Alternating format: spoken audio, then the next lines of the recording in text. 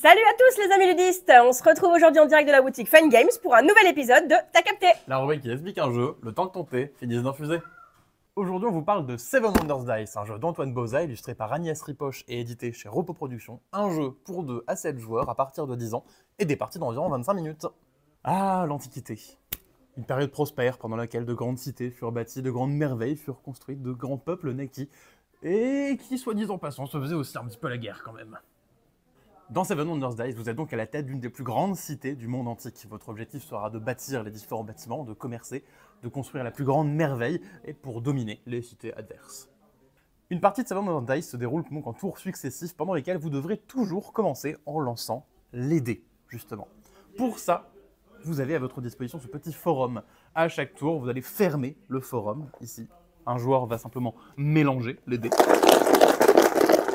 Et hop, le tour est joué, les dés sont lancés. Alors évidemment, s'il y en a qui débordent un petit peu sur les différentes zones, on les remet en place et ça y est, les dés sont lancés. Une fois les dés lancés, chaque joueur va constater où sont atterris chaque dé et chaque joueur va pouvoir choisir quelle action il va faire. À chaque tour, les joueurs ont 3 actions possibles qu'ils vont faire en même temps. Soit je choisis un et un seul dé du forum qui va me permettre de construire un bâtiment sur mon plateau. Soit je peux, si je le souhaite, construire ma merveille qui se trouve au-dessus de mon plateau. Ou bien je peux simplement passer mon tour, si aucun dé ne me correspond. À ce moment-là, je vais pouvoir simplement gagner des petites pièces d'or. Et donc on va commencer par cette première action, construire un bâtiment dans la cité. Et donc venez avec moi, je vais vous faire visiter la cité. Et donc là, nous arrivons au niveau des pyramides de Gizeh. Alors restez bien groupés, parce que c'est très facile de se perdre dans les pyramides, et ce serait dommage que ce tombeau ne finisse par être votre tombeau. Alors avant tout, commençons par visiter le forum. Ici, nous avons le forum, cette magnifique petite piste à dés, dans laquelle vous allez les lancer à chaque tour. Le forum accueille donc les dés qu'on va pouvoir choisir à chaque tour. Quand c'est à mon tour de jouer, si je veux construire un bâtiment, je dois choisir un dé, parmi les 7 qui se trouvent ici, mais choisir un dé n'est pas forcément gratuit. Si je choisis par exemple ce dé, ici, il est dans cette section-là qui me coûte ici 0 pièces d'or. Celui-ci, pour le coup, il est gratuit. Mais si jamais je veux aller un petit peu plus loin, si jamais je veux un dé qui se trouve dans les autres sections, si je veux ce dé-là parce que je veux absolument faire du vert, il me coûtera 3 pièces d'or. À ce moment-là, hop, sur ma grille, j'ai ici ma réserve de pièces d'or. Chaque pièce d'or entourée est une pièce d'or que je possède. Si je veux la dépenser, hop, je vais simplement la barrer. Hop, si je veux absolument faire le vert qui est ici, ça me coûtera 3 pièces d'or et je pourrai sélectionner ce dé. Toute bonne cité commence donc par un entrepôt, et parce que pour construire une cité, il faut bien des matériaux, et donc l'entrepôt qui se trouve juste ici, qui se remplit ici avec les petits dés gris. À mon tour, si je choisis un dé gris, ici le dé montre l'argile, je vais pouvoir cocher ici la case associée à l'argile. Hop, je viens cocher une petite case, dorénavant dans mon entrepôt, il y a de l'argile. Et donc justement, tant qu'on est à l'entrepôt, parlons rapidement des ressources. Ici, sur ma case d'argile, dans la petite case que je viens de cocher, il y avait marqué 0, ce qui veut dire que quand je fais le symbole d'argile, je peux cocher cette case gratuitement, à condition encore d'avoir le bon symbole au dé. Si, par après, au dé, j'arrive à avoir le papier, ici, que je veux cocher cette case pour faire de la place pour du papier dans mon entrepôt, sur la case, il y a un petit 1. Il me faudra donc 1. Mais un quoi? Il me faudra une ressource. Chaque numéro sur les cases qu'on voit un petit peu partout sur le plateau me demande d'avoir pour cocher cette case au moins un certain nombre de ressources dans mon entrepôt, quelle qu'elle soit. On ne va pas me demander d'avoir certains types de ressources. Typiquement, si je veux cocher ici ce papier, il faut que j'ai coché au moins une ressource. C'est le cas, j'ai de l'argile. J'utilise des briques d'argile pour faire de la place pour le papier dans mon entrepôt. En revanche, si je veux prendre le verre qui se trouve ici, le verre, lui, il me coûte 2, il me demande 2 ressources.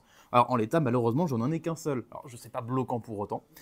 Si je veux cocher une case qui me demande plus de ressources que j'en ai déjà coché dans mon entrepôt, je peux, au moment où je coche, dépenser une pièce d'or pour chaque ressource manquante. J'ai 2 ressources avec la pièce d'or, et hop, je peux cocher le vert. Et j'ai fait de la place pour le vert dans mon entrepôt. Et ce sera de même pour toutes les autres cases du plateau. Les ressources, c'est le nerf de la guerre. Poursuivons notre visite à l'Agora, le bâtiment bleu ici, que je peux cocher avec le dé bleu. À chaque fois que j'ai un symbole du dé bleu, je vais pouvoir cocher dans sa ligne ou sa colonne une case. L'Agora, vulgairement, ça rapporte des points. Beaucoup de points. Et donc là, nous arrivons dans la pièce à vivre, le salon séjour, avec une magnifique baie vitrée, très peu de vis-à-vis, mais qui donne pleine vue sur le phare d'Alexandrie. Ça vous plaît? Marchons un petit peu plus loin, on va tomber sur le marché, que je peux cocher grâce au dé jaune. Le marché, il me permet de cocher sur l'une des 2 étals, pareil en fonction du symbole. Une étale qui me permettra de gagner des pièces d'or, des coches supplémentaires, des réductions sur les dés. L'autre qui me permettra de gagner des pièces d'or et des points en fin de partie, ce qui n'est pas négligeable non plus. Suivez-moi maintenant en périphérie de la ville, où on va croiser les deux casernes, la caserne Est et la caserne Ouest, qu'on va pouvoir cocher grâce aux dés rouges. Les casernes, c'est l'interaction du jeu, on va pouvoir faire la guerre à nos voisins, et notamment se protéger aussi. Chaque petit bouclier me permet de cocher des défenses sur mes casernes, et l'épée ou la hache me permettra d'attaquer d'un côté ou d'un autre. Quand j'attaque toujours le voisin qui se trouve du côté de la caserne. Si j'utilise la caserne de droite, j'attaquerai mon voisin de droite.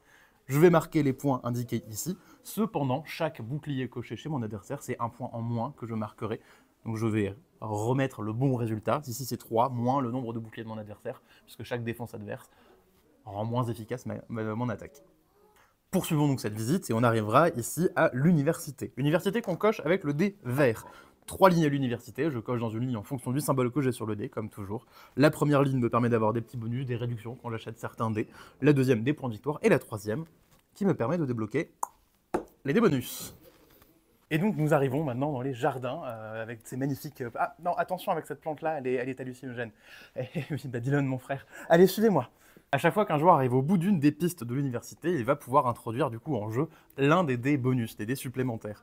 Chacun de ces dés, quand ils arrivent en jeu, néanmoins, vont remplacer un dé de ressources. Si le dé noir arrive en jeu, hop, un dé de ressources qu'on va enlever. Prenez vos ressources avant, elles vont vite disparaître. Et chaque dé va me permettre de débloquer soit des bâtiments supplémentaires, soit de cocher d'une autre manière sur le plateau. Le dé noir représente le dé des espions, et si je l'utilise, il me permet de cocher dans un des bâtiments de couleur en ignorant la contrainte du symbole, je peux cocher où je veux dans ce bâtiment. Le dé violet va me permettre de cocher dans le palais des guildes, quand je le choisis, je peux cocher la case suivante à condition d'avoir plus de coches dans le bâtiment de la couleur indiquée que mes deux voisins. Et enfin, le dé blanc, le dé de la galerie des leaders, va me permettre d'ériger des statues de différentes couleurs pour pouvoir cocher plus efficacement dans les autres couleurs qui me donneront des coches bonus à chaque fois que je les construis. Et voilà, notre visite touche à sa fin. Me reste un dernier bâtiment à vous faire visiter, mais qui pour celui-ci sera différent pour chaque joueur. C'est votre merveille. Juste au-dessus de votre plateau, vous avez un merveilleux petit décor qui représente la merveille qui est associée à votre cité. Ici, par exemple, j'ai le temple d'Artémis, mais sur certaines autres feuilles, là, nous avons les pyramides de Gizeh, ou bien le colosse de Rhodes, ou toutes les autres merveilles du monde antique. Chaque joueur en aura une différente sur son plateau. À mon tour, si je ne souhaite pas sélectionner de dés, je peux tout simplement cocher la prochaine étape de la merveille de mon plateau.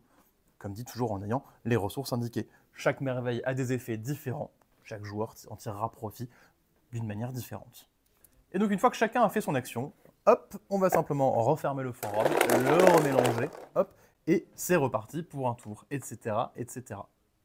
Bon, vous n'allez cependant pas cocher à l'infini, le jeu s'arrêtera quand même au bout d'un moment. Vous avez ici sur le plateau 3 petits sabliers, qui seront le décompte donc, de la fin de la partie. À chaque fois, à la fin d'un tour, si un joueur a rempli l'intégralité des coches d'un seul et même bâtiment, il ou elle va pouvoir cocher un sablier, le sablier de son choix, et en gagner le bonus. Des pièces d'or, rejouer un dé tout de suite, cocher dans un bâtiment de base. Dès qu'un joueur a coché son troisième sablier, donc a rempli 3 bâtiments, finissez ce tour en cours, faites-en un dernier et la partie prendra fin.